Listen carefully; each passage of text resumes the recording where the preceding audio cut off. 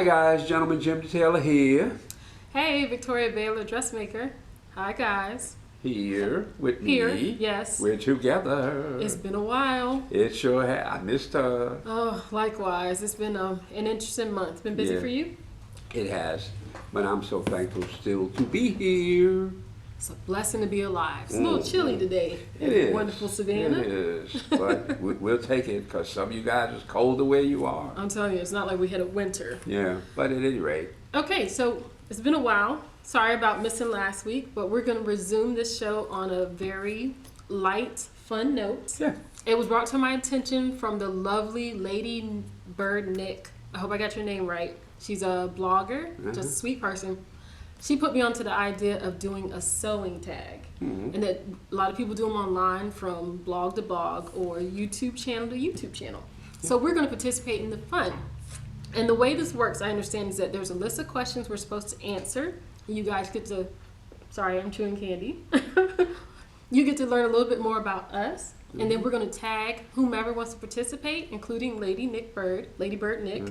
And then you can answer the same questions on your blog and tag back in the comments. Link your information to ours. So it's just a game of tag your it, right? Tag your it. Okay. So who starts first? Do you want to answer questions first? You give me the question, I give you the answers. Right? Okay, start with Mr. Jim. We have 15 questions to ask. Drum roll. Let's get to know him a little more. Okay. How long have you been sewing? 56 years now. Pretty amazing. Wow. Okay. Who taught you to sew? I learned how to sew at the High School of Fashion Industry, New York City. High school. Sorry. So he got to learn from like the ground level up. Yeah. Your first social media sewing influencer? My first social media was you. Because I was not into social media, guys. I've just been in social media about 2.5 years now. I'd never been in it.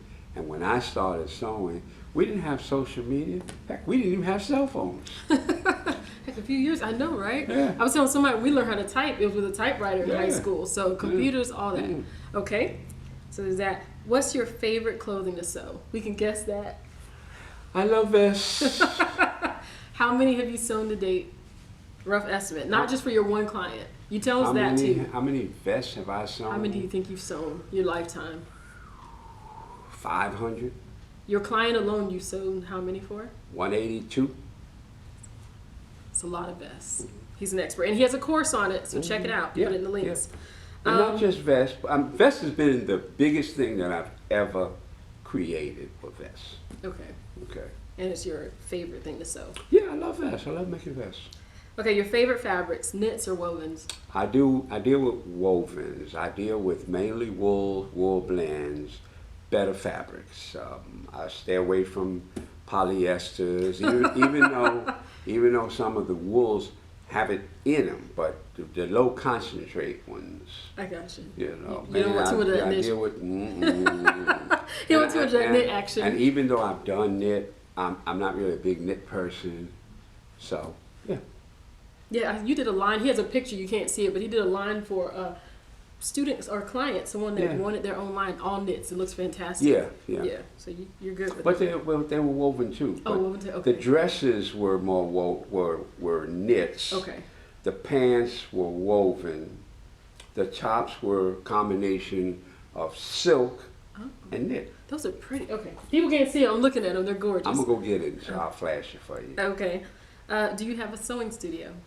I do, in the lovely port city of Savannah, Georgia. We did a walk around on one of our other shows, Just 2 shows ago. Of my studio 2 shows ago. Okay. What machines do you have? What machines? I have most every professional machine that we use. I have straight stitch, blind stitch, serger. I have all your professional irons.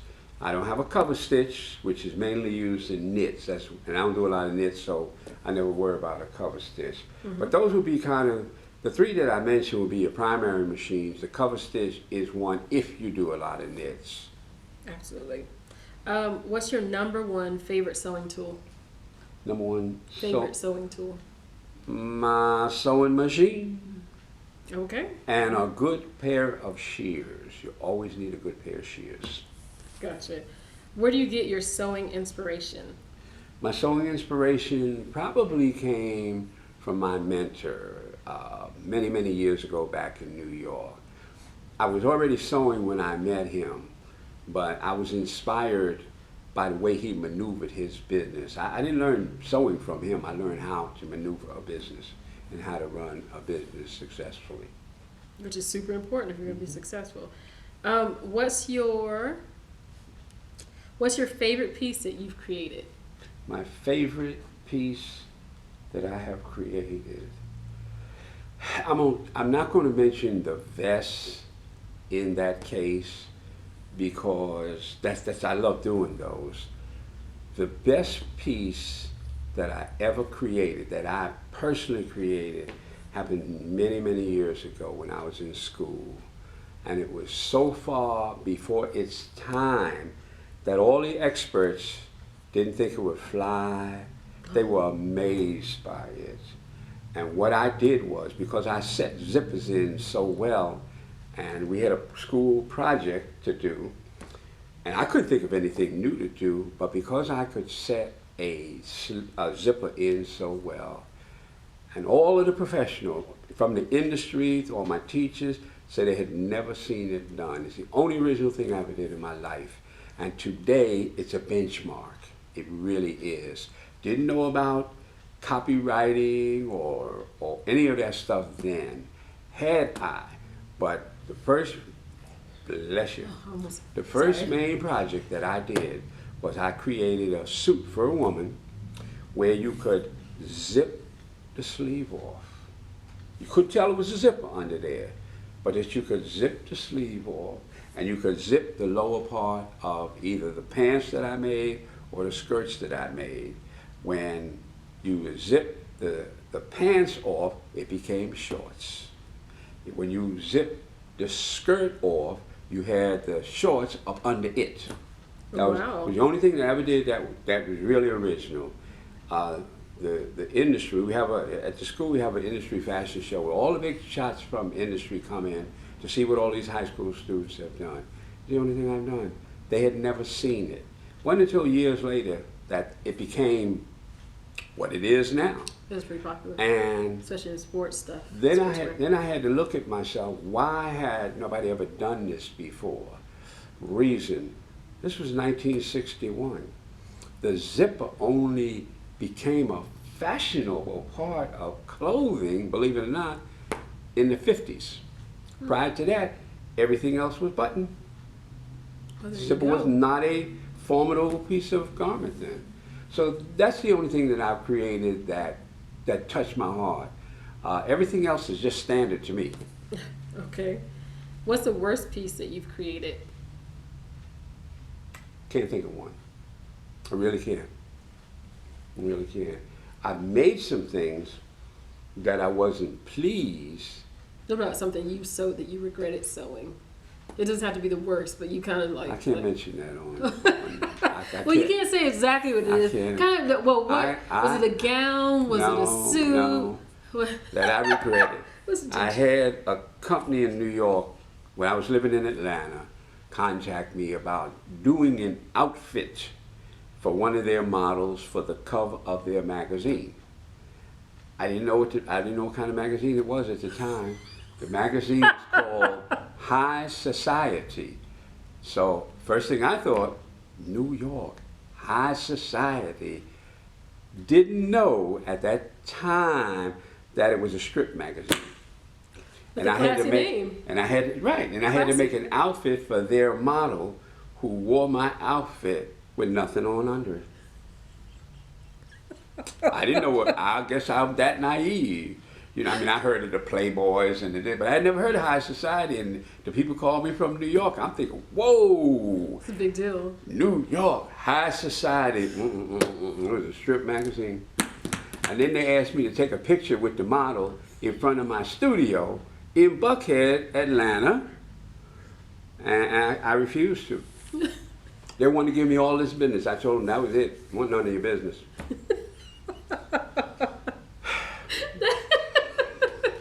This is what happens when you're a pro. You've been in the leagues for 5 Yeah, decades. buddy. You get some great stories out of it. Yeah, well, I got a lot of great stories, That takes the but cake. that one, I mean, I made the heck out of the outfit. That's why they wanted me to continue there. But I was really not proud of what. It wasn't that I wasn't proud of the outfit. Yeah. I was not proud of the way it was representing me. Yeah. Yeah, especially given that you Mm-hmm. the tailoring class. I got menswear. I got you. Yeah, that was an experience. Mm-hmm. Okay, moving on. So number 12 is: do you sew to sell? I do. When I sew, I don't sew as much. I spend most of my time concentrated on the teaching of the trade, giving it back to those that are new in the industry or those that aren't new in the industry, but there's something they haven't gotten that I could be a blessing to show them the right way. So, what are your future sewing business plans? I don't have any. I don't want any. I've had enough. 56 years is long enough.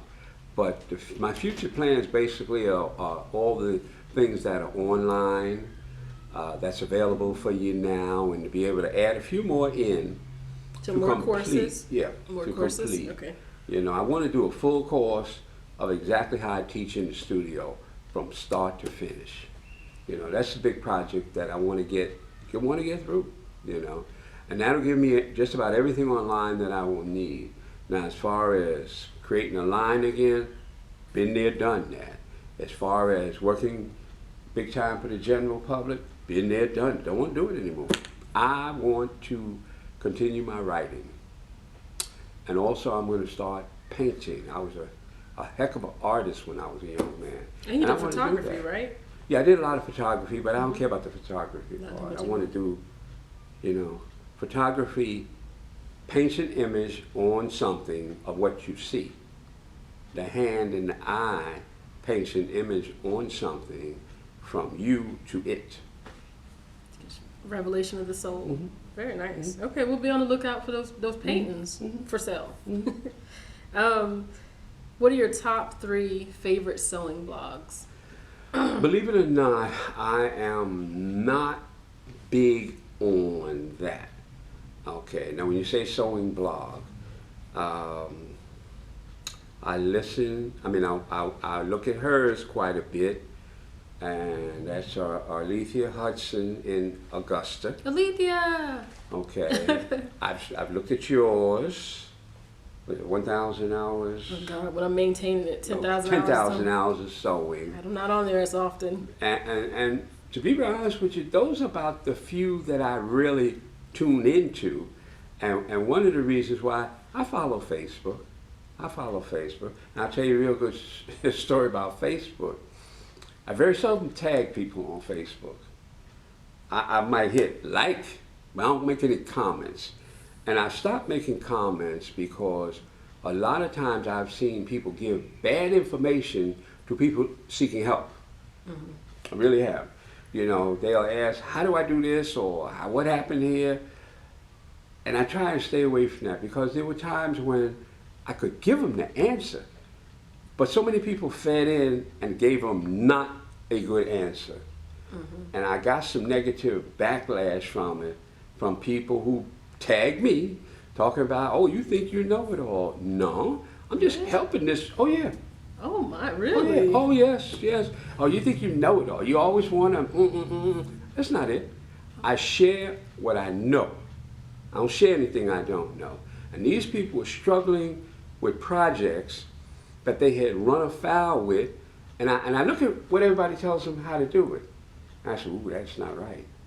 Ooh, you could do it this way. So I stopped tagging people and giving them the right answer because I've gotten backlash from some people. I don't keep their names. I don't try and follow them. That have said, oh, you think you know everything. Oh, you always want to be this. Oh, you're so conceited. Oh, yes. I'm really confused by that. It's 56 years I didn't tell you good because, experience. You know, I always ask this man questions. You know, I got something for you in the car. But I get it from people, and it's like, you know, I'm the kid that always raises his hand, got the answer. Now I don't know all the answers, but I know these questions, and I was blessed to get a email back from one of the ladies who said my answer helped her. Yeah. But so many people said, "Oh, you think you know everything?" I don't know everything. I'm not trying to push myself on the universe. I'm just sharing my God-given talent back to those who are stuck in that particular category. Yeah, well, everyone here, and I'm sure I can speak for a lot of your followers, we appreciate all your advice. This is wisdom of Well, it's just what more I do. time than most of us have sown, so we appreciate that. Okay. But someone was just hating that day. That's what Yeah, it was. but you know, that's okay. It It happens. didn't bother me. I just went on to the next one. That's then. right. So a lot of times I might press the like, but I won't put a comment. And I'm not. If anybody wants to contact me, listen, I get people. I had a guy call me all the way from England with a question about sewing, and I answered it. You know, I get them from all over. Yeah, he does. But I won't comment on social media where everybody can see it. No, I'm not going to do that. So if you feel hurt because I might like it, but I ain't put a comment on it, I just want to apologize to you, but that's why. That's right. Well, yes. Anyway, and keep bringing those questions because we keep loving your answers. Thank you. Thank you. And then last but not least, patterns or self-drafted? Believe it or not, I use a pattern and then I draft it from the pattern. I make the changes on the pattern. I can take any pattern and make it what I want it to be. I can take part of this pattern and part of the other. I don't get into draping and all. No. They've done so much preliminary for me. Mm-hmm. It's easier for me to take what they've done and correct it. No pattern is accurate. One of my students yesterday, we were looking at 2 different patterns with 2 different sizes, same size, but 2 different dimensions of measurement. I teach my students how to take whatever pattern they have and make it work for them. That's right, and that's probably a smarter skill because whether you have one, don't you can just figure yeah. your way through it You take piece of this one and piece of that one, and you got what you're looking for. and put it together. Okay, sir, that's all the questions.